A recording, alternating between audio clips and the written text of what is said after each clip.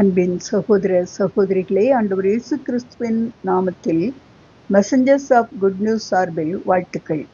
ஆண்டவரின் பெரிதான கிருபையால் இந்த புதிய மாதத்தை காணும் ஸ்லாக்கியம் நமக்கு கிடைத்ததற்காக நாம் ஆண்டவரை துதிப்போம். மத்தேயு 28ஆம் அதிகாரம் 20ஆம் வசனத்தின் கடைசி பகுதியை நாம் தியானிப்போம்.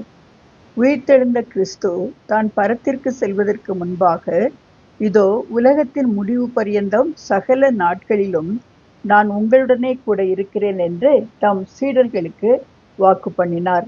நம் வாழ்க்கையில் கூட நாம் என்றும் நினைவில் வைக்க வேண்டிய ஒரு வாக்குத்தத்தம் இது.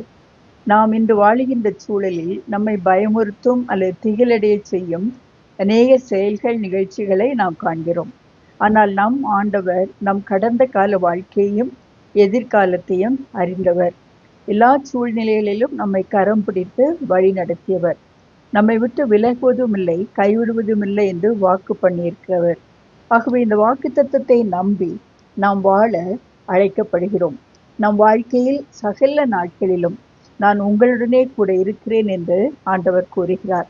இந்த நிச்சயத்தோடு இந்த புதிய மாதத்தை நாம் ஆரம்பிப்போம். God assures us that His presence is always with us.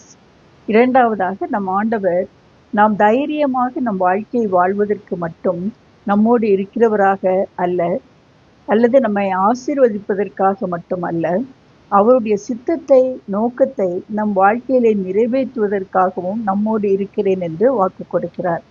நாம் படிக்கிற இடத்திலே அல்லது வேலை செய்கிற இடத்திலே அல்லது வாழ்கிற சமுதாயத்திலே அல்லது நம்முடைய திருச்சபையின் மத்தியிலே அவருடைய நாமத்தின் மகிமைக்காக நாம் வாழும்படியாக அநேகருக்கு அவர் ஜீவனுள்ள, அன்புள்ள, ரட்சிக்கிற கடவுள் என்பதை பிரதிபலிக்க நம்மோடு அவர் இருக்கிறார்.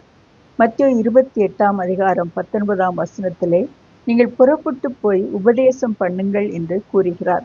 இது ஊழியக்காரராக செல்வதற்கு மட்டுமல்ல, கிறிஸ்தவன் அல்லது கிறிஸ்தவள் என்று அழைக்கப்படுகிற ஒவ்வொரு மகனும் மகளும் அவரை மற்றவர்களுக்கு வெளிப்படுத்துகிற, பகிர்ந்து கொடுக்கிற மக்களாக வாழ ஆண்டவர் நம்மோடு கூட இருக்கிறேன் என்று வாக்கு பண்ணியிருக்கிறார்.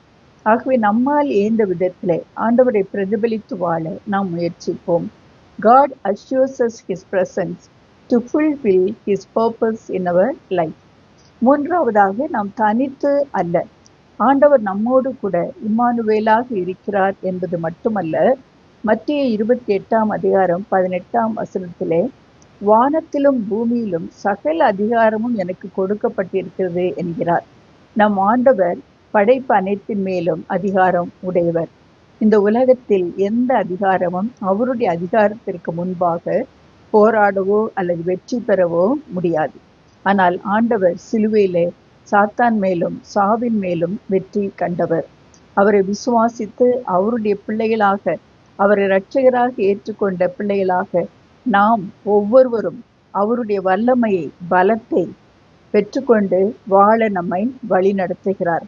பயத்தோடும் திகிலோடும் இருந்த சீஷரை ஆண்டவர் அவருடைய அதிகாரத்தோடு, அத்தாரிட்டியோடு அனுப்பி தன் சித்தத்தை நிறைவேற்றும்படி கூறுகிறார்.